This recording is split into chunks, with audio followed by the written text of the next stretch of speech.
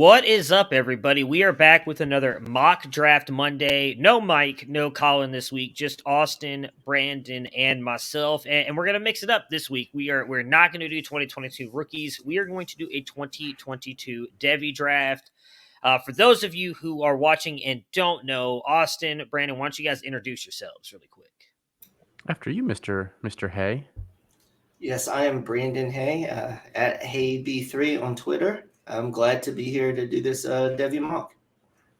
And I am Austin at Devy Dietz on Twitter, and I am not happy to be here. So I'm the yin to Brandon's yang here this evening. We kind of forced Austin to be here. You know, it's one of those things. You know, when you run in the website, you know, sometimes you just got to suck it up and be here, whether you want to be or not. So they said earn your keep. I said fine. Matt, yeah. So are you like neutral to be here then? You kind of got to round out the trio. Yeah, exactly. You know, I'm here for all these videos because nobody else seems to know how to run these things. Let's just be honest here. I asked Felix, and Felix was like, "What's an overlay?" And I was like, "Cool, I got you, Felix. Don't worry about it." So, I'm always happy to be here. Happy to jump on with you guys and talk a little bit of Devy. So we are just like the last mock draft video you guys watched last Monday. We are going to be just 2 rounds, nice and easy. We're going to go through our draft. We'll give a little thought on our why we took the players where we did. We'll ask a couple questions, talk a little bit about them. So when we do this, you'll see the player come up here. I will have stats right to the side of me. These the ADPs are from our website, which again, subscribe, campusofcanton.com. Austin, how much does it cost again? It's sad that I don't know this. I'm like a co-founder of the website. It's $2.99 a month, but I always forget what it is for a year. That's the one I always get confused. $29.99 a year. So. $29.99 for a year. You'll get ADP data. This is pulled from July of last year because that's when a lot of startups and everything were starting to wrap up. We're already kicking off some ADP data this year, so that stuff will be rolling out soon. So if you guys aren't in any C2Cs and you want to jump in and look at it, I promise, just sign up for 1 month. I promise you'll end up signing up for an entire year. We have a ton of great content over there, not just the ADP data.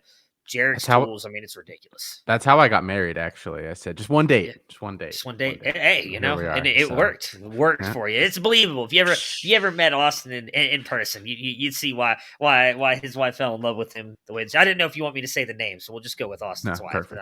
I'm putting your business out in these streets. I don't want to go too far here. So let's kick it off. Austin got the first pick. I feel like this is the no-brainer pick of the draft here.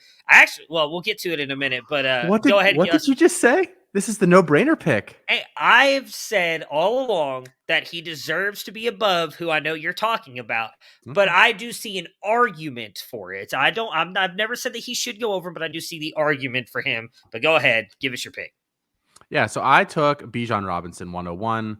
Bijan has been my number one in every single college format, basically. I probably wouldn't have taken him 101 in a CFF draft last year, but C2C and Devy, I definitely would have taken him first overall. I did take him first overall at every opportunity I got, and I'm taking him first overall here. Had the injury at the end of this year, but an elbow injury. He's supposed to be back. He says he's going to play again next year. That's all great.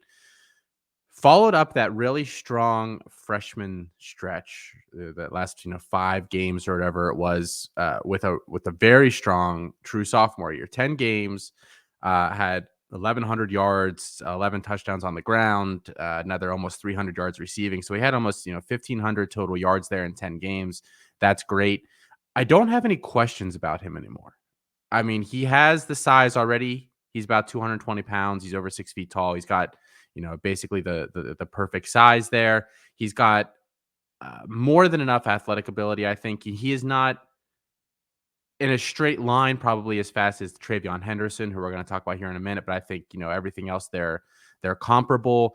And the thing about him, and I know it's kind of a debate. Are you a Trayvon person or are you a Bijan person? I don't want to talk too much about Trayvon. But the thing that I think Bijan has is I just think he's a slightly tougher runner at this stage. I think I sometimes see runs that he does, where between the tackles, there's nothing really there, and he gets 7 yards out of it. And I say, I don't know that Trayvon Henderson could do that. Bijan reminds me a lot of pre-knee injury Todd Gurley at Georgia. I think that's my favorite comp for him right now, just because of how versatile he is and how explosive he is.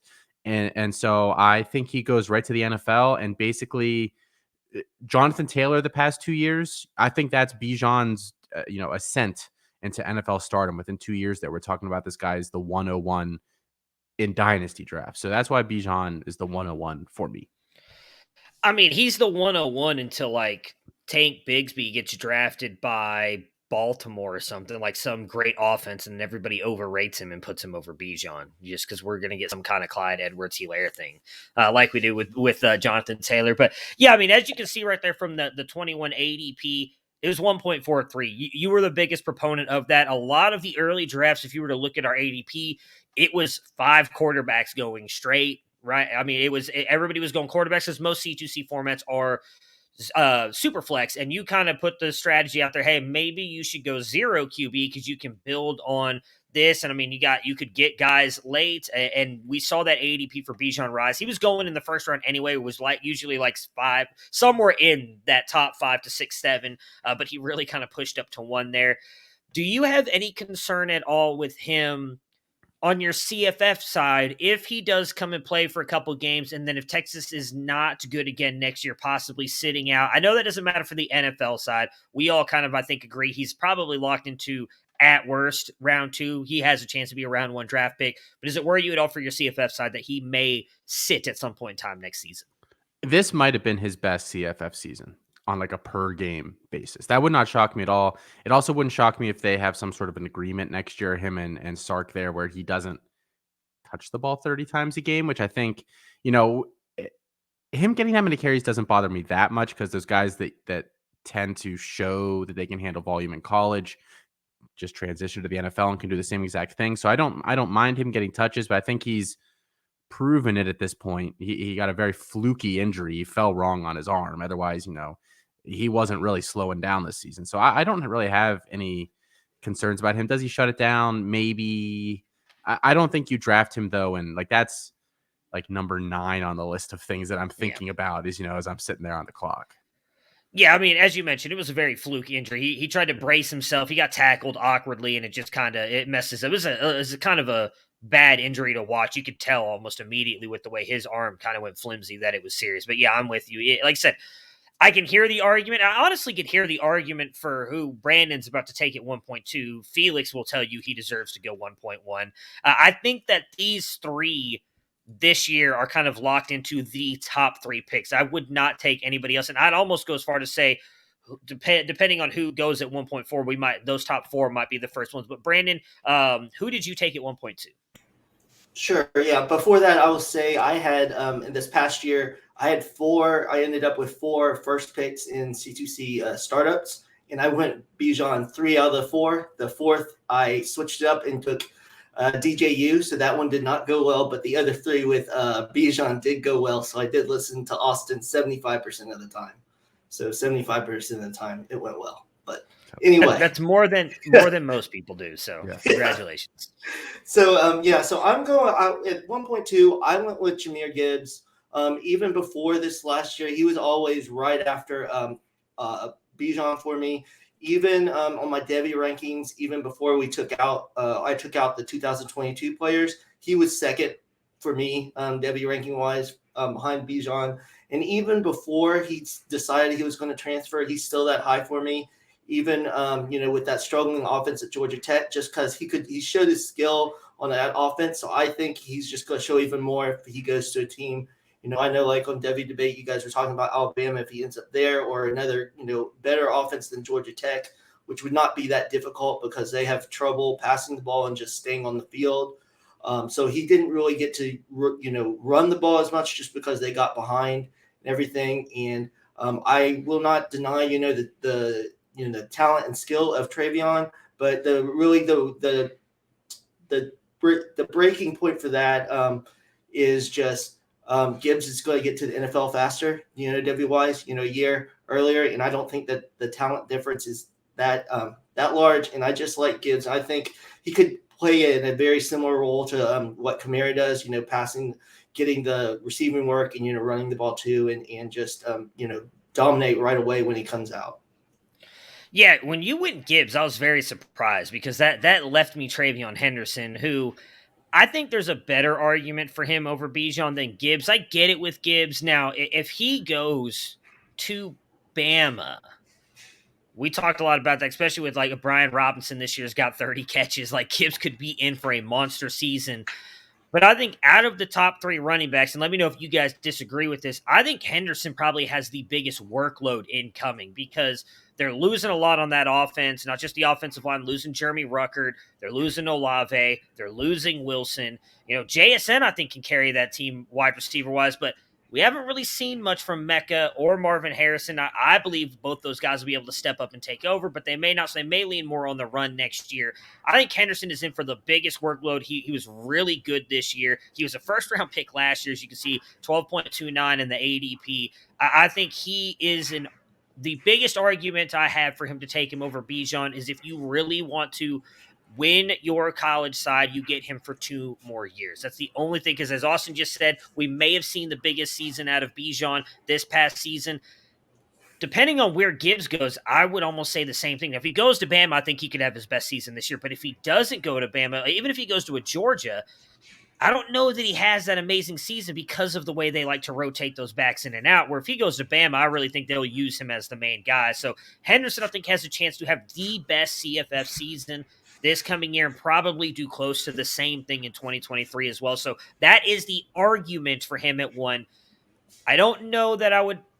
If you like Henderson more than Bijan, then you have to take him there. Unless you have 2 top 3 picks, you're not getting them. So I don't have an issue with you taking any one of these 3 guys at 1, to be honest with you, because I think all 3 project to be high-end RB1s for multiple seasons into the NFL. Bijan, I do think, is the safest just because of how much he's dominated, and you've seen it for 2 years. But I think that realistically, we're going to see Henderson dominate again next year, and he's going to be right there on par with that. Austin, what were your thoughts? Because Brandon just gave his thoughts on why he took Gibbs. Were you kind of surprised to see Gibbs go over Henderson? What are your thoughts on the top 3 here?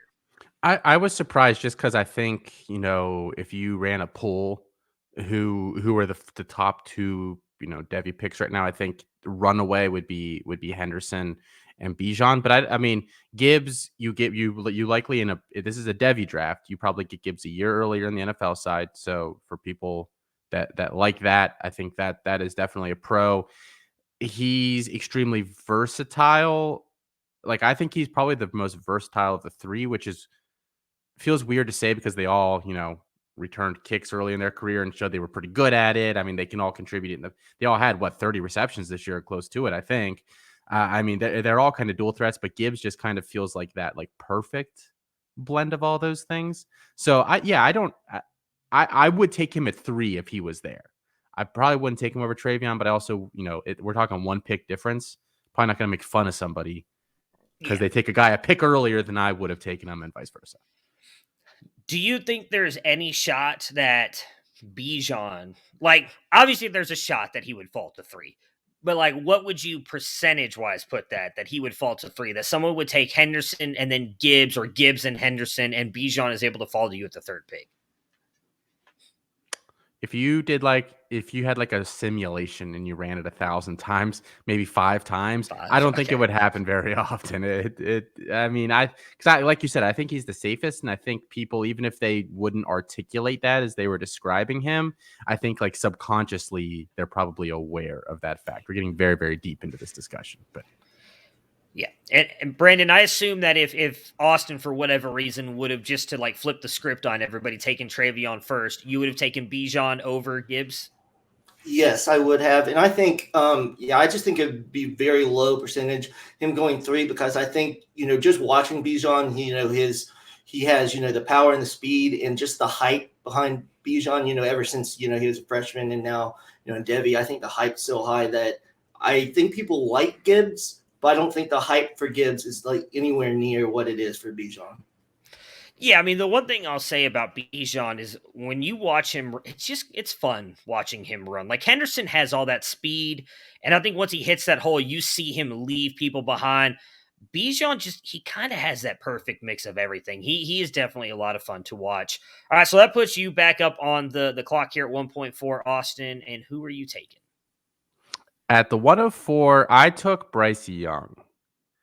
And I know that I'm very anti taking a quarterback. So this was a little off brand for me. But I also don't want to take wide receivers early. I feel like there are more of them coming out of college these days. If you look at the next 2 rounds, I'm not going to talk about who we take, but there's a lot of names here that I really, really like. And so I feel comfortable waiting. It's kind of my cutoff for the running backs. I think those three are obviously the top three, and then it's debatable after that. So Bryce Young just seemed like the natural selection here. His first year really starting there at Alabama here, and he's completed almost 70% of his passes. He has almost 4,000 yards. That offense hasn't really skipped too much of a beat with, the last three quarterbacks they've had there have all been first-round draft picks. So I think Bryce Young is virtually locked in as a first-round guy. The Bama name, we talked about this with Jamir Gibbs. If Gibbs goes to Bama, having Jamir Gibbs, Bama means so much more than any other school just because of their track record. So the value is sealed in for Bryce Young, even if he goes out and has a very poor season, which I don't think he will. I think he's basically insulated there. And so at the 104, that value and having that sealed in makes me feel safe and pretty happy there. Yeah, he's the one quarterback that I feel perfectly fine going at 5. And realistically, if I were to rank like the guys in tiers, I think him and then the player that Brandon takes at 5 are like the last of my tier 1 guys that I would feel comfortable taking toward the top. Like, I think you're going to see a mixture of these 6 guys somewhere in here. Someone might take Bryce ahead of one of those running backs because they want to lock up a quarterback, which is insane because as you can see from the ADP there of 7.86, he was actually consistently the 5th quarterback out of those top 5 guys last year drafted. So the way that his stock has shot up has been incredible. Brandon, who are you taking at 1.5? Yeah, kind of to echo what Austin was saying. I mean, Bryce Young is the top quarterback, and there, I kind of contemplated, very shortly, about Caleb Williams because we've seen some of the upside with him, but just we've seen also that he's not all there, and we don't know what's going on with that situation, especially with Lincoln Riley leaving. So that's why I went with Kayshon Boutte with LSU. Just he hasn't had the greatest quarterbacks the last couple of years, and he's still just making all these plays. It was a shame that he got injured like he did this last year, and we'll see what his decision is this coming year with Brian Kelly coming in. But I just think he's such a great receiver, and he's the gap between him and the next receiver is just so large that I couldn't pass that up. Yeah, I agree with that. I think he's truly separated himself at the wide receiver position. There's a player that I think is close. Don't know that he'd get there, but I think Boutte is the for sure one at wide receiver. Austin, are you worried at all about Brian Kelly coming in there? We talked a lot about this recently on Devy Debate that, I don't necessarily trust the offenses that he runs. I think Boutte is a for sure solid wide receiver 1 in the NFL. He's going to be a first-round pick, whether he pulls a Jamar Chase, sits out the entire year or not. But I think for CFF purposes, I think there's a realistic shot he may disappoint some this season. Yeah, I think it's a possibility he doesn't play at all after the lower leg injury, the mysterious lower leg. But for Devy purposes, that doesn't bother me. Actually, that probably makes me kind of happy. So Brian Kelly doesn't scare me at all. If he hadn't had the freshman year and he really only had like those 7 games this year, maybe I would be a concern, but we saw him do it both years. So that feels good to me. All right, so then that puts me up at 1.6, and I took Zack Evans. I'm a big proponent on getting running backs that I believe have talent and have a chance to not only be a first-round draft pick in the NFL, or at least a day 2 guy, but have that upside to be an RB1. I do think Evans has that. Now, obviously, we don't know where he's going as of the time that we are recording this. Obviously, Austin's put it out on Twitter. I think semi-jokingly, semi-serious. I would love to see him go to USC. We've seen Lincoln Riley's done a really good job of bringing in running backs from the portal. I think he'd be a good fit there. Obviously, as you can see to the stats next to me, he has dominated when he's been on the field. Last year, I don't know if it was because of the firing of Patterson and whatever. He just never really wanted to get back on the field.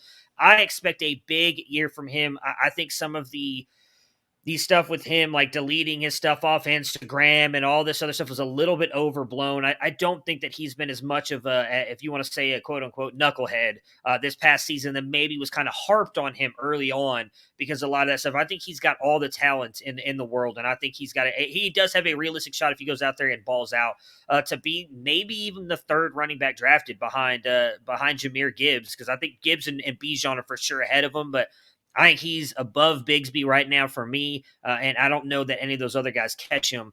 Brandon, if he goes to USC and has a good year, is that a guy that you would be like really intrigued to draft when it comes to the Devy drafts? Yes, definitely. You saw Zack Evans. He had a couple of game stretch where he was just killing it. On that TCU offense, and I think just at least to me, some of that knucklehead stuff is kind of in the past now. I mean, we've seen him play very well, and it kind of seemed like the TCU team was a little bit of a mess anyway this year with him and, Quentin Johnson having the up and down and with Patterson, getting replaced and all of that. So I will be very interested where Evans will go. But, if he goes to a good place like USC, I even thought, do you think there's any chance he might go to LSU? I thought that was a little bit intriguing, possibly. I think that would not be a bad fix. They don't really have anybody there. And I don't know that any of the freshmen they bring in would take the job right away. So I think it'd be a good fit because we've seen Brian Kelly is not afraid to run the ball. I would love to see him go up against some of the SEC competition. I think that would just that was my argument for Amon Davis last year, who's obviously not on the tier of Zack Evans, was like, I want to go see him go play the SEC because if he goes out there and does good, I think that just helps boost his draft capital. Austin, where do you kind of fall on all this Zack Evans talk? I still like him. I think the reaction to him removing all this stuff was like a here we go again, and I got that one. But like he was close to Gary Patterson, who left TCU. Yeah. Like now that we have this free year, I don't like everyone's going to do this. I don't have a problem with him leaving. LSU wouldn't be a bad spot for him. I mean, LSU I don't think people realize the state of their recruiting class right now. They have Walker Howard, who it sounds like, because Brian Kelly was trying to get him at Notre Dame, that he's probably going to go there. He's a 5-star quarterback. I don't quite view him that highly, but I mean, regardless, a high-level prospect. Then they have Max Johnson's brother, who is a tight end, who's a 4-star tight end, who's fine. And then their next kid is a mid 3-star, the Coldest Crawford, the person that we've been making a joke about for the past 8 years. That's it. There's no running back reinforcements. There are no wide receiver reinforcements. So I think LSU might hit the portal hard this offseason, and Evans would certainly be a great piece there immediately. So the only other running back that I think is close to him, as I mentioned, is Tank Bigsby. And the biggest thing I have separating them is just from the games that I've watched last year, I felt like Evans he played better. He looked better than Bigsby did the entire season. Austin, you and Colin talked a little bit about this on the Campus Life pod, part of the C2C family pod network there at campus2canton.com. And there's rumors that he may be dealing with an injury, so maybe that's it. But having Harsin there at Auburn, a guy who statistically relies on a RB1 to kind of run his offense. They played Jarquez Hunter a lot. Tank Bigsby never really balled out, in my opinion. I think Zack Evans is, at the end of the day, a better runner. I think he's a better receiver, too. Like, I don't think Bigsby's a 0 in the receiving game, but I think Evans is a better receiver. I think he's going to end up being the better overall running back. All right, so that takes me off the board there at 1-6. Austin, you are up. All right, so there's a decent-sized tier break right around here for me. Like, there are some, like, I classify, tier 1, tier 2. There's a couple tier 1 guys still on the board, but I just think the talent cutoff here exists. I went Jackson Smith-Njigba, wide receiver for Ohio State. I've maintained for over a year now that he's the most talented wide receiver in that Ohio State room. He was my number 1 wide receiver prospect in his freshman class coming out of high school, obviously passed by Kayshon Boutte through really no fault of his own. Kayshon Boutte has just been, amazing. But really the true breakout this year, the 26% weighted dominator there with an older Garrett Wilson and an older Chris Olave is honestly one of the more impressive breakouts that I can remember seeing in the past 5 or so years. And toward the end of the year, I mean, his market share was ridiculous. He was the guy that got going last week against Michigan in that loss. I mean, he just really came on strong here. He's got nice size, over 6 feet. I mean, he's very versatile. He can play slot. He can play anywhere on the boundary if you really need him to. So I think that helps him. I think he's locked in as probably a first-round NFL draft pick. I would wager probably a top 20 or so draft pick. And yeah, I think he goes back with his quarterback next year. So I think it's just going to be more of the same for him in 2022 and then on to the draft in 2023. Yeah, he's the one that I think has a chance to pass Boutte. If Boutte sits or maybe doesn't have quite that good a season, because I'm with you, Austin. Amazing season this year with Olave and Wilson there, who a lot of people, Jackson, he burst on the scene last year with that amazing catch in the end zone, and everybody was like, oh, he's here. And then we didn't see anything from him the rest of the year. It was Justin Fields relied solely on Wilson and Olave. And a lot of us, including myself, thought that was going to be the same thing with Stroud this year. And then toward the back half of the season, Olave kind of became the third option. And in all honesty, JSN became the one because he was just so good in this offense. I'm really intrigued to see him play next year. We did a little talk on Devy debate about who wins awards next year. I think he's going to be up for the Benderek for the best wide receiver award because I think him, as you mentioned, if CJ Stroud ends up being the starter again next year, I mean, those two are going to connect like nobody's business. He's going to have a massive, massive season. Brandon, you were up at 1.8. I assume if JSN was there, you would have taken him. But since Austin took him at 1.7, who are you taking at 1.8? Yeah, I definitely would have taken him. I really like him. And, you last week on the tailgate, I said I thought he would perform really well against Michigan, and he did. And I think, he kind of fits that mold of what the NFL is looking for, that guy you can get in space and can make people miss. So I think that's big for him. So I went wide receiver also. And I went with Josh Downs from North Carolina. I've been very impressed by him this year in our prize pitch. I think I picked him a couple times during tailgate and joked because the line was always, 8 or 8.5, because there's a time when for 8 straight games, he had 8 receptions. And at North Carolina, even though Sam Howell didn't have nearly, the season people thought he would have, I mean, Josh Downs was that guy, pretty much the only consistent throughout the whole season. And he depended on him.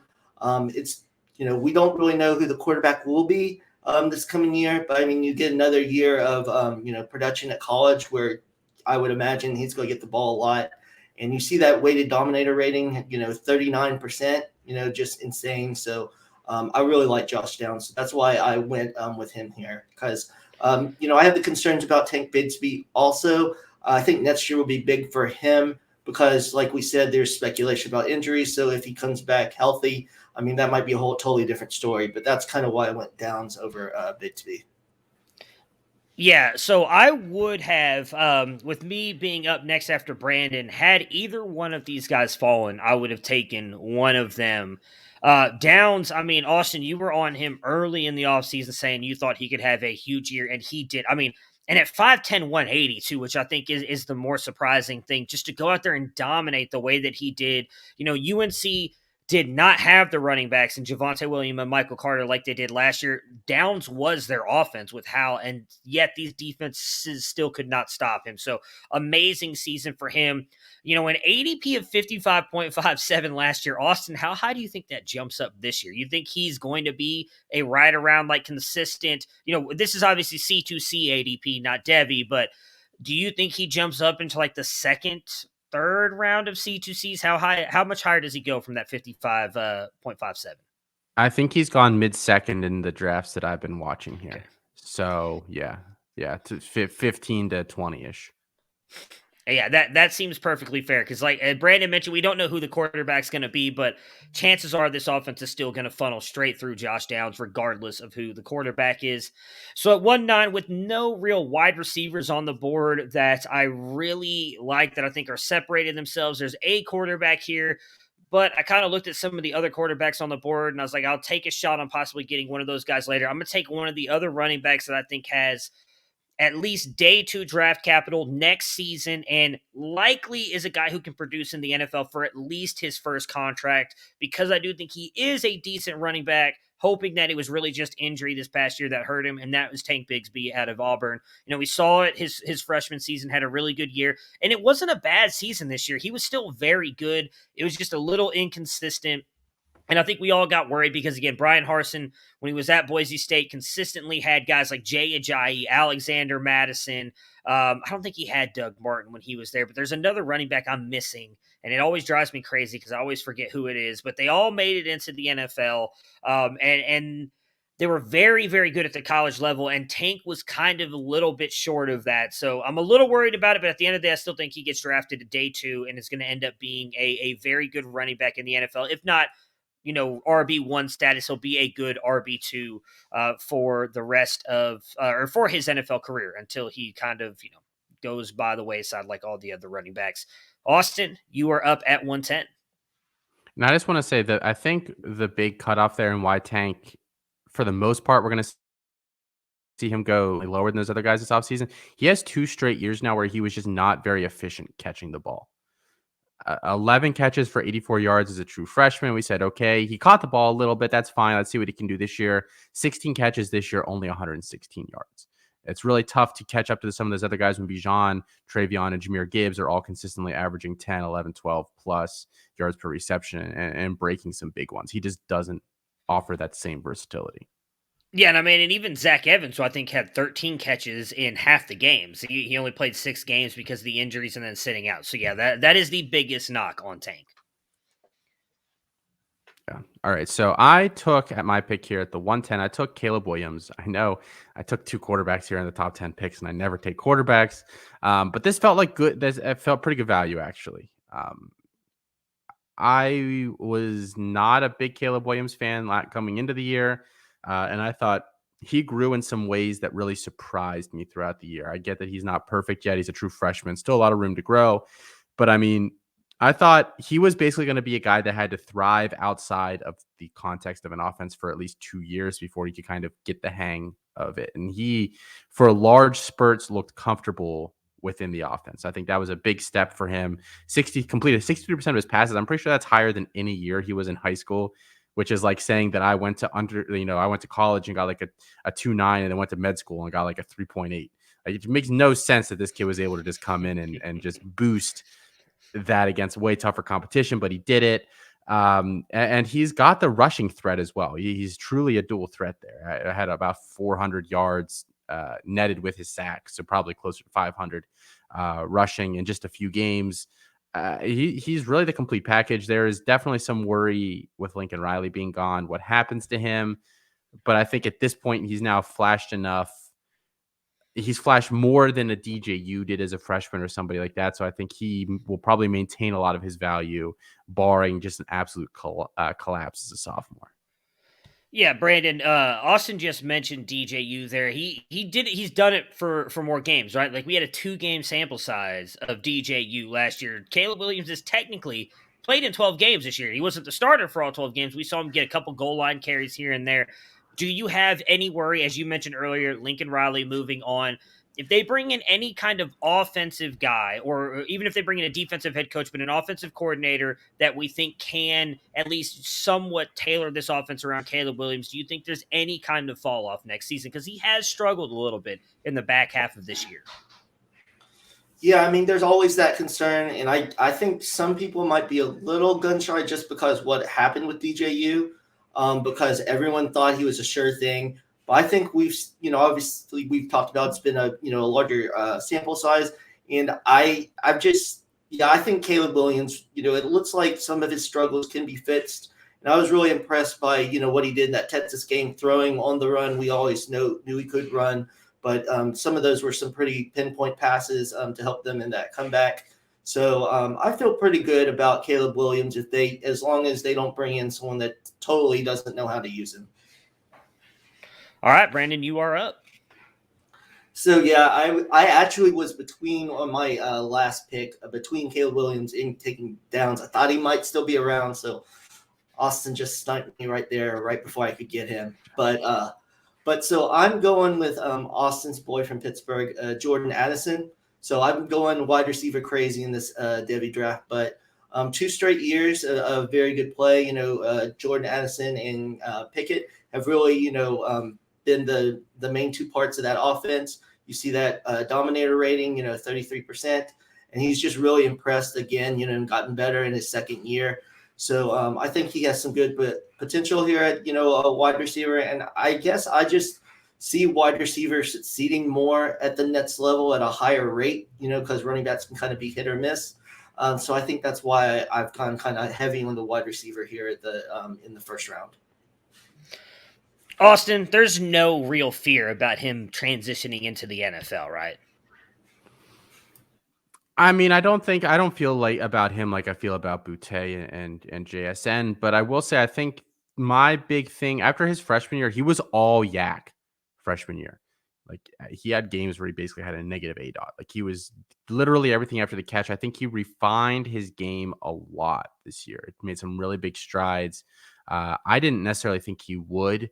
So I do feel a lot better. Like I think at worst, you're looking at a Jacoby Myers-ish guy, but like with more draft cap. Like people are worried about Jacoby Myers because he was like undrafted or whatever. But I think he can have that kind of production, but with day 2 draft capital. And I think that's, those 2 things together is a good thing. Yeah, the big thing there, the 17 touchdowns, that's just ridiculous. I mean, that's insane. So this, I'm up on at 112, and I know this is going to be, I feel like it's going to be a little bit of a controversial pick, and I promise it was not my homerism taking over, but I took Quinn Ewers. I didn't really love any of the other quarterbacks on the board here. I know Stroud is still here. I know Jackson Dart, who we've spent a lot of time talking about, everybody's excited about because he's going to USC. But I think if we're all being honest here, and granted it's high school, so take that with a grain of salt, but we all believe Quinn Ewers is more talented than both those 2 guys that I just mentioned. He's more talented than Caleb Williams, who has already gone off the board. He may not start this year. CJ Stroud may keep the job. He may stay at Ohio State and not start till next year. But if he transfers and goes somewhere else, I think he can win the job and start playing. And I think we're going to see exactly why we were all so excited to see where Quinn Ewers was going to go and when he was going to get on the field. I know a lot of people think this is CJ Stroud hate. I don't hate CJ Stroud. I think he is a very good quarterback. I don't think my argument with him, and I hate comparing him to this player because I don't like this player. It's the argument I always had with Felix when we went back and forth on our Justin Fields, Zack Wilson arguments is Zack Wilson, I think, is a good quarterback. He is not a floor-raising quarterback. He's not a guy that can raise the floor of your whole team. I don't think Stroud can do that. I know I haven't seen Ewers throw but like 1 or 2 passes in garbage time, but I believe that is Ewers, and he can be that quarterback, and so I'm taking him here. Purely upside. You're getting him a year earlier than you thought you were going to be able to get him because he reclassified. I don't think he's taking any kind of red shirt year or anything like that or sticking around another year in college because if he goes out next year and balls out, if he wins the job and balls out for Ohio State, or if he does transfer and win a starting job, he's going to have 2 good years in college. And we've seen teams will draft players on their star rating with 1 good year in college football. If he's able to do it for 2, I think he gets the high-end draft capital. How crazy am I, Brandon? Just go ahead, lay it on me. No, I don't think it's super crazy. I think I'm a little hesitant just because, we haven't seen it on the college level. And I will say, I don't think he's going to do this, but say Stroud wins the job and he sets another year. So he's only going to have 1 year. Is that any concern if he just has that 1 year rather than the 2? Because he could, have that great, we've seen quarterbacks have a great 1 year and then, go to the NFL and just not make that transition because they didn't get the experience in college. Is that any worry? Or do you think he's going to, if he doesn't get that starting job, he'll leave? So I'm about to talk out of both sides of my mouth here. I actually would not be surprised if he takes the red shirt this year because of that. If he doesn't win the job, because then he still gets it. I think he will play 2 years in college. So if he stays at Ohio State and he's like, you know what, CJ beat me out, I think he will play 2 years at Ohio State unless he goes out there and puts up like a Dwayne Haskins-esque type season with like 50-plus touchdowns.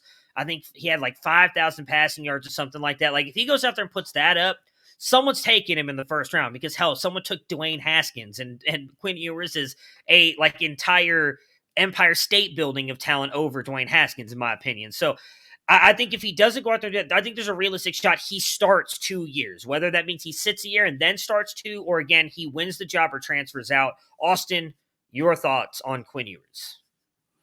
I mean, I do really, really think he's talented. I don't think his saga lasts into next season. I think we know who the starter is by the end of the spring. They'll all have had at least a year there to kind of, show what they've got. So there's time with the new portal over the summer. If it doesn't work out for him, he can leave. And I think if he doesn't get the job, I don't think he stays. And I think, I'm with you. Yeah, I don't think we're going to be sitting here like we were this past year, like sitting at the beginning of August and being like, well, they're still talking about, is Kyle going to steal it from? No, we're going to know before then if Stroud's going to be the guy. And I do think, because I would not be surprised too. I don't want to go off on like a Kyle McCord tangent here because nobody's even drafting him in a Devy draft. But I would not even be surprised if he doesn't transfer and he sticks around to try and win that job. But if they announce in spring, hey, it's CJ's job, I would not be surprised as well if both those guys are gone. All right, Austin, you are up with the first pick in the second round. Yeah, Matthew, you left me a beautiful, beautiful gift here at the 2-1. I was very happy. I thought for sure. I actually almost went a completely different direction, and I was like, holy crap, Xavier Worthy's still on the table. Yay. And so that was my selection. Xavier Worthy, the true freshman wide receiver there at Texas. Led all freshmen this year, was really the only one of the major freshmen that really did much of anything.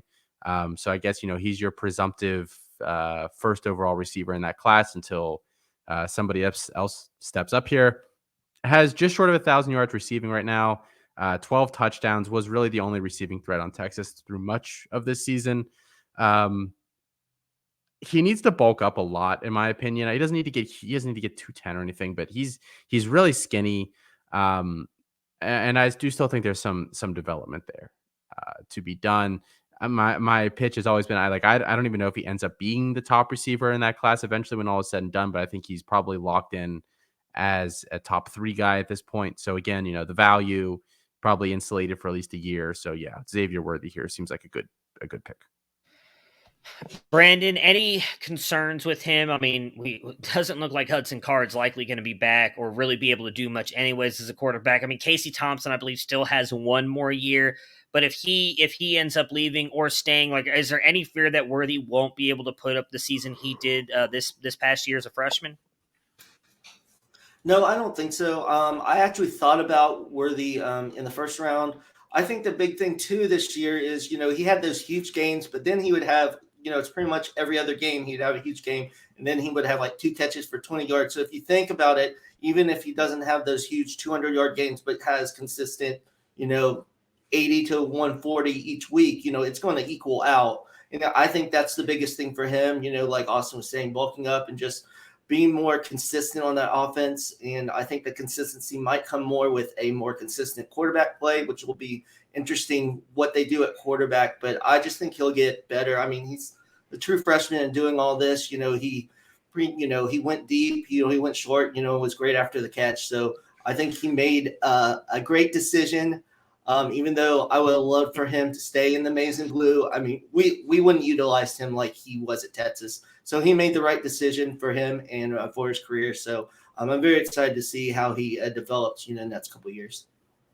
Yeah, that offense has a chance to be insane in 2022 with Worthy, Bijan, and Quinn Ewers. Who are you taking at 2-2, Brandon?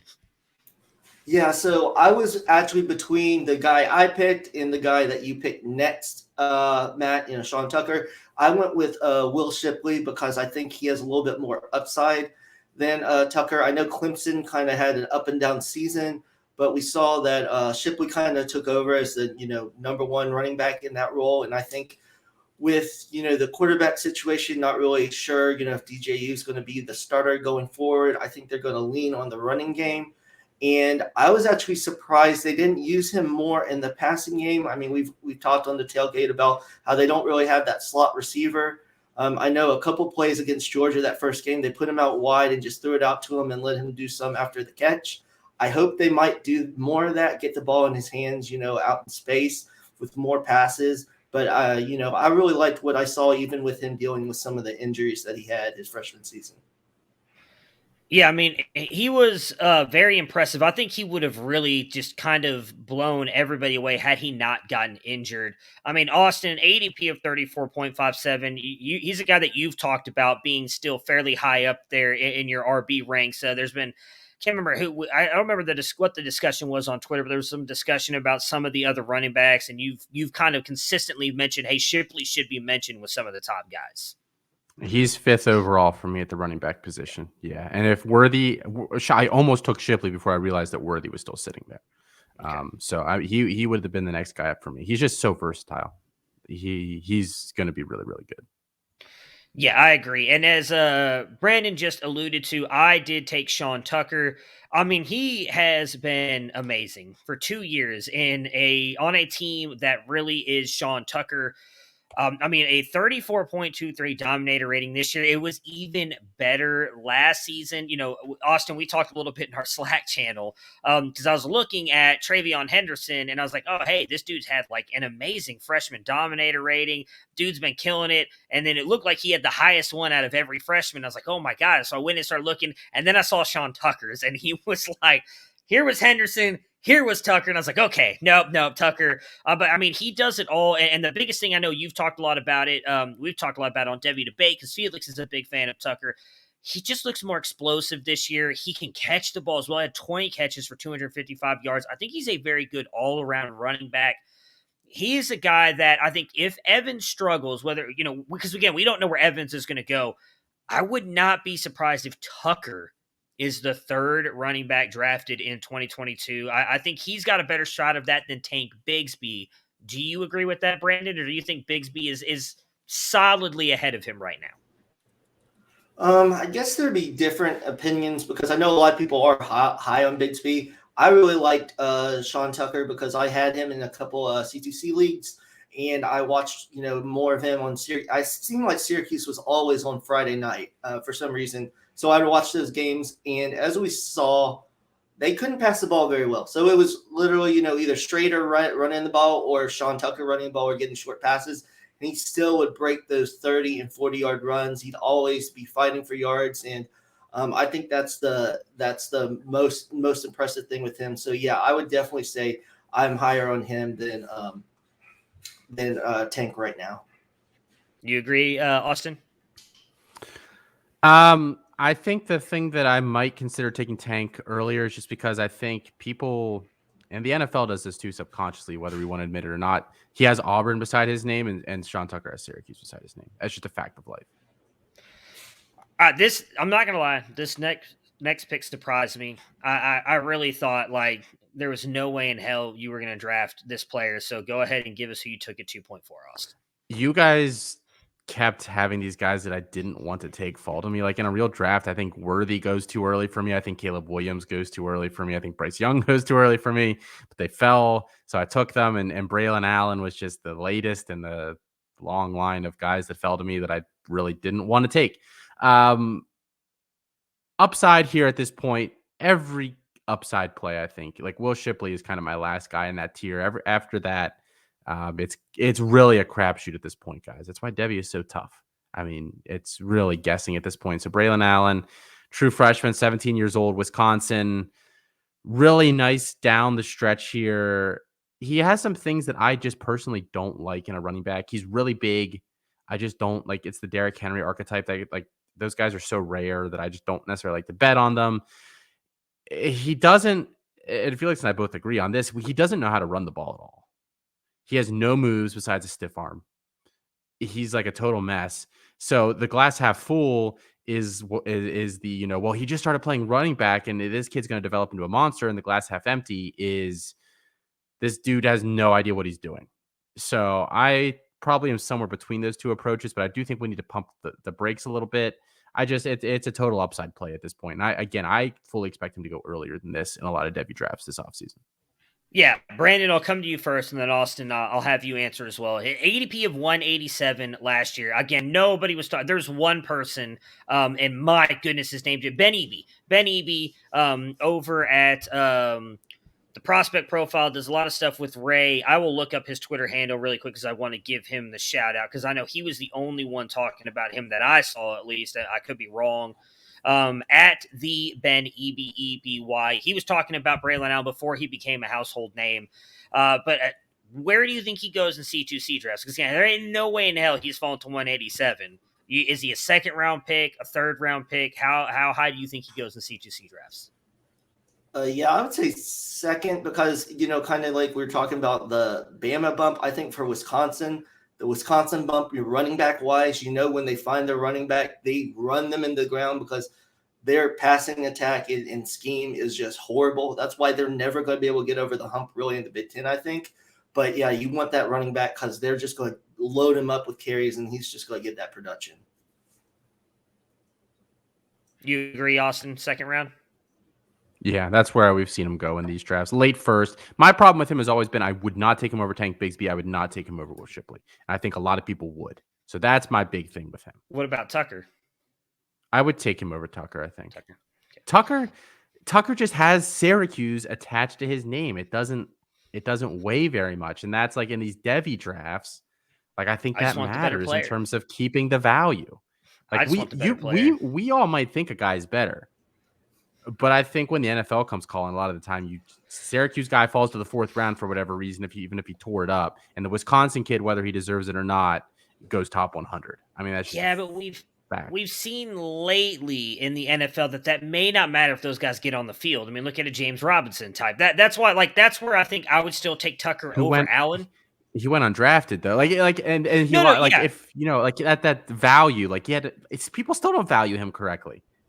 No, I agree. No, I get the value on the draft part. My point is I just believe he's that much of a better player that I'm going to take the bet on the upside that he continues to just ball out and be because, as you just mentioned, Braylon Allen still has a lot to fix in his game, and if he never fixes it, I don't think he gets better draft capital than Sean Tucker. I don't care how big he is and how fast he is. He's not going to get it. So that's where I kind of view that. I agree with the Syracuse thing, but I would still take him over that. The rest of the guys, I don't even know. Well, there's a couple running backs that we have on here. I would take him over them. But Brandon, that puts you up here at 2.5. Yeah, at 2.5, I went. I really went high. Heavy wide receiver. But I go with Quentin Johnston. I think you see all the upside, especially for me watching that Oklahoma game where he mossed those Oklahoma defenders a couple of times and then ran for those touchdowns. You just see the upside. Big thing with him is consistency. I mean, there's some games where he would have 1 or 2 catches. I know part of that is the quarterback play, and just like I mentioned earlier, TCU was a little bit of a mess. But I just think there's so much upside with him here at this point, and that's why I went with him. Yeah, I mean, I love Johnston. I loved him when I did his freshman profile on him. I think this kid's in line to be an absolute stud this year. I was actually kind of surprised he did not enter the transfer portal. I was kind of expecting it when Evans went as well, and I was hoping to go see him go play somewhere else. So that puts me up at 2.6, and I took Michael Mayer, and I did go back and forth a little bit on this with him, and we kind of talked a little bit about this on the after show, Austin, about him and Brock Bowers, because I think those two are like the clear separators at the tight end position. I just like everything that Mayer does. Like, I think he's a little bit of a better blocker than Bowers. I think Bowers is probably a better offensive player. I haven't had a chance to really dig into Bowers that much. I've seen him live, but not really had a chance to dive into him yet. But I think Mayer is going to get high-end draft capital. I don't know if he goes in the first round, but I definitely think he's at least a second-round pick next year. I think he's going to have a good year, especially with the chance that Notre Dame opens up the offense now that Brian Kelly's gone. And especially in Devy, it's so hard to gauge tight ends. Again, there's only 2 guys that I really think I know will be good in college and in the NFL, and that's Mayer and Bowers. So I wanted to go ahead and take Mayer because there's still some wide receivers left on the board. And in all honesty, had Brandon not taken Johnson right there, I would have taken him at the 2.6. Either of you have an issue with Mayer going ahead of Bowers in this early in a Devy draft? I wouldn't take a tight end, but if you're going to take one of them, then take one of those 2. Yeah. I agree. All right. Austin, you are up at 2.7. You guys made me feel so gross about all of these picks this second round. Like, you guys are monsters. I had to take CJ Stroud here, quarterback, Ohio State. We talked a little bit about him earlier there. Was in the running for the Heisman for a lot of this season, deservedly or not. I mean, statistically has put up great numbers here. He's at Ohio State. Can he develop a little further? Will that offense let him develop a little further? Right now, it's a lot of he benefits from a lot of yards after catch. He's obviously playing with a very strong group of wide receivers. Value play, and if he has a good year, I mean, he's going to go top 5 or 7 in the draft. Yeah. I mean, I've thought about it because of that, because although they haven't necessarily succeeded in the NFL, I do think like having Ohio State next to your name, as you mentioned earlier, kind of matters. This year's going to be a big test for him because he loses Olave and he loses Wilson and he loses Ruckert, who he didn't do much offensively, but he did help out a lot on the inline blocking. I'm very curious to see what CJ Stroud does this year because I think he could really help his value and solidify himself behind Bryce Young, or he could hurt it, and we could see him drop a little bit in this QB class. I think this is going to be a big telling season for him. Brandon, you were up at 2.8, and you finally took someone that was not a wide receiver. Yes, definitely. And back to Stroud, I kept on looking at Stroud, but I think Matt, your negative Stroud talk got in my head, so I couldn't take him. But I went running back. I took Blake Quorum. I think he's one of those players that had the huge jump from his freshman and sophomore season. A lot of people were high on him before his freshman year, and Michigan didn't use him correctly last year, and they were a mess. This year, you saw, his speed and his game-breaking ability. He's been kind of nicked up the past few weeks, but I think he's really risen up and could possibly be in that top 5 running back talk for the 2023. Next year, again, Haskins should be gone, and he'll probably get the lead back with Donovan Edwards. And I think he needs to work on his receiving. Sometimes he drops a few passes, but he has that ability out of the backfield. And I think he has, a lot of high upside also. Kind of what the NFL is kind of leaning toward running back wise. Yeah, Quorum has shot up my ranks this year. I think he's had a really, really good season. I was very pleasantly surprised when watching him this year because I think, and I hate saying this, I want to say I had him in like maybe the 50s or 60s to start off the season, and now I think he's top 15 for me, maybe. I'd have to go back and look at my ranks, but he's really jumped up in my ranks. He's had a really good season. This is a total upside play for me here at 2.9, and it's because I think he is going to have a breakout year this year in the Ohio State Buckeyes offense, and that's Marvin Harrison Jr.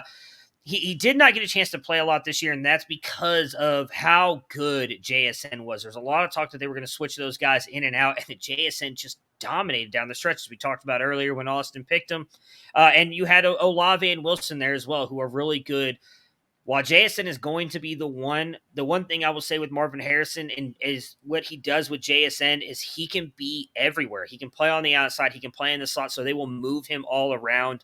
Mecca, I think, is more of like a slot wide receiver, and I don't think he necessarily has some of the burst, and I don't think his hands are quite as good as Marvin Harrison. So Harrison, I'm expecting to have a big breakout season this year, so I'm taking him now because I think having, obviously, not just the Ohio State name next to him, but his last name as well. If he goes out there and balls out for 2 years at Ohio State, he's going to end up being a first-round draft pick.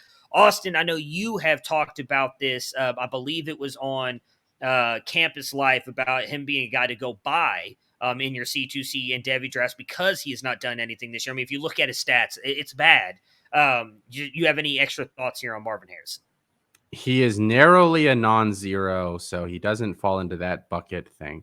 Thankfully, I think he ends up being the wide receiver 1 in this class over Worthy when all is said and done and they go into the NFL draft. So I think he's a big buy right now. Yeah.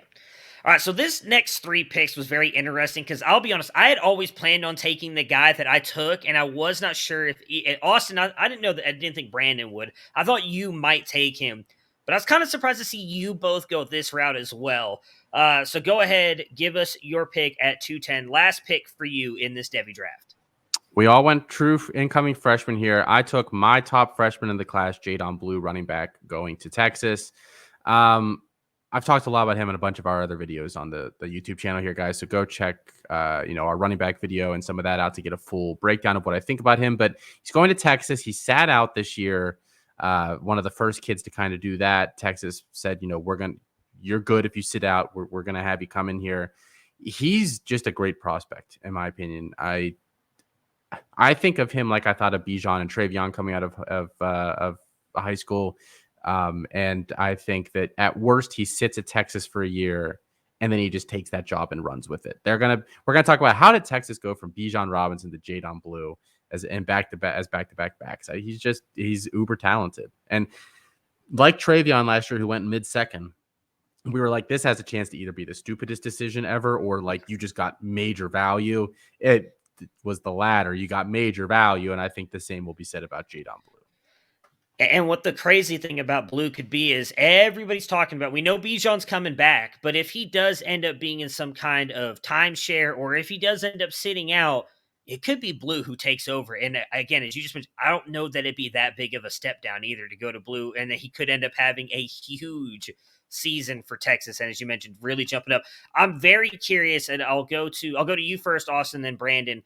Where do you think he goes in startup drafts? He's been going late second in C2Cs Really? already. That's mostly our fault, that. I'm pretty sure. I'm sure it is, yeah. But that's I thought maybe fourth or fifth. So I'm very curious. I'm gonna have to ask you about the other two then too. The days of the top freshman going that late after the past couple years, I think, are over.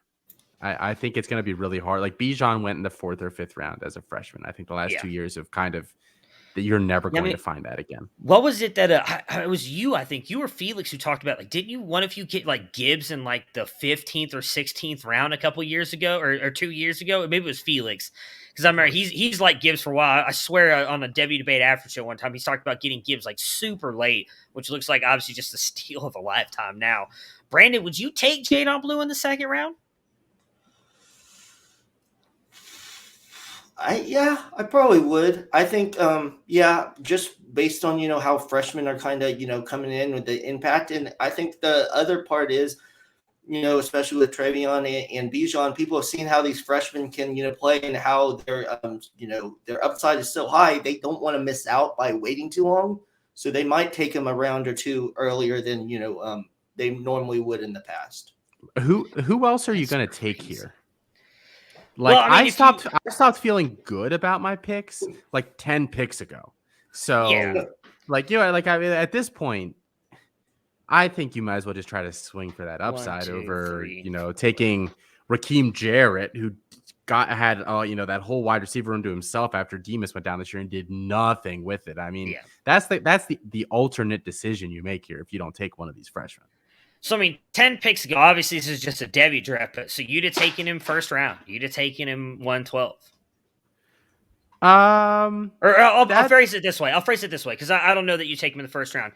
Running backs that went ahead of him that are in the second round, Allen, Shipley, and Tucker, I think we're the only ones that and Quorum. Would you take him over all four of those? I would take him over Quorum 7 days a week and Sunday. I would take him over Braylon Allen. Shipley would be close. I think he's a better player than Shipley. It's just it comes down to a value. Like, I think the draft slot I'm going to love this year is that 7th slot, because I think I can go JSN and then Blue on the way back. I'm really hoping for some 1-7 draft slots this year. All right, so Brandon, that puts you up at 211, your last pick, and you went a freshman running back as well. Yeah, so I kind of thought about quarterback. I'll let you reveal your last pick, but I thought about who you picked. But I went with Branson Robinson, going to Georgia. I know, we don't really know what's going to happen with that running back room. We think, a couple of those bats are going to leave, but, with the COVID year, it's still up in the air. And I know people worry about the Georgia backfield, the committee, but we have seen in the past, when they have two really good bats like Chubb and Michelle, they both were very productive and kind of do that, and they lean on the running game. And I just watching Branson Robinson's tape, I love, he's just a monster, and I think he could, with if White and Cook are gone, and with Kendall Milton not really taking over that backfield, he could come in and get a lot of carries right away. So that's why I really like him. Yeah, I'm with you. I think he could come in and get some kind of timeshare this year. I did, and I want to say it was for Devy Debate we talked about this, because I do like Milton. I still think he's a decent running back. And I remember talking about this, as I think I argued with, it's probably Felix because he loves Zamir White so much, that if you go back and look at what you just mentioned when they had the Todd Gurley, Sony Michel's, Nick Chubbs of the world, it was like a 55-45 split between the two of those. And if Branson Robin, even if he gets the 45% split, he's going to be really damn good. So, Austin, I'm going to come to you since you seem to know this. Where has he been going in C2C drafts so far? Robinson, I have 2 drafts up here right now. He went 303 in the one, and he went 211 in the other. So back end of the second, early third is going to be his range. That is not bad. I'm very curious. So I did not take this player. I thought about him, especially after I saw you two went running back. So I'm just going to ask you, where's Singleton been going? Because I do think he's very close to these two as well. We talked a lot about him as well in our 2022 freshman running back video. 303 and 308 in the 2 again that I have open here. So right after Branson Robinson. Man, that's just that is crazy. That is insane that those guys are going that high to me. So I took a quarterback. At this point, I want guys with a ton of upside. I still feel like there's players that you can get. The one thing with taking, I don't usually advocate taking quarterbacks a lot in Devy drafts because you always have multiple guys who come out of nowhere. A Carson Strong, which I guarantee nobody had on their Devy roster. Zack Wilson a couple years ago. Trey Lance even. You're going to have these quarterbacks come out of nowhere that you can likely get still because most Devy drafts you're talking about are anywhere from 2 to 5 rounds or some that are really deep, but most of them are a smaller amount. So you're going to be able to get quarterbacks, especially if you're in a super flex league. But I absolutely love this kid. I'm almost 100% positive he is Austin and my quarterback one. There is someone, and I'm really hoping that it's just a miskey on the website, but he has him as a 53rd ranked player in the freshman class. And it's shame not. On him. It's not. How dare him? I think we need to vote on removing him from the website and checking, if he's okay in the head. But I'm taking Drew Aller, and I talked a little bit about this on Devy Debate recently. I honestly think even if Sean Clifford stays, which I actually think there's a realistic shot that he does, Drew Aller, I think, is going to win this job this year, and I think he's going to elevate Penn State's offense. This kid is phenomenal. He's from Ohio. I would have loved if the Buckeyes never got Quinn Ewers for them to go all in on him. I think he would have easily beaten out Stroud this year. I just love everything about this kid. If he gets a shot to start year one, I think this is the cheapest you'll be able to get him because if he goes out there, I think he's going to put up points because they've got a good recruiting class coming around and they've got some pretty good running backs coming in Singleton and Katron Allen. They got Parker Washington there. I think Theo Johnson could even take a step up at tight end with Aller at the quarterback position. And Mike Yurcich, I don't believe, is leaving now with almost all these big jobs getting kind of filled. So if he stays in as the offensive coordinator, I think it's wheels up for Aller. Goes out there, has a really good season. Again, I think this is the cheapest you'll be able to get him in a Devy draft. So where is he going in C2C startups? Because I'm going to join a couple this year. I'm leaving a lot of my dynasty leagues. So I guess I need to know where I need to be prepared to take this kid in like the back end of the first round, it feels like. So I see 311, I see 409, and I see 302. So he's kind of all over the place. Yeah. He'll settle in mid-third, in my opinion, if I had to guess. All right, so that will do it for our 2022 Devy mock draft. Again, we will be dropping, it may not be all 3 of us, sometimes it may be 1, 2, 5, 6, 10, who knows? We can get 10 people on StreamYard. Maybe we'll do a 10-person mock draft one day. God.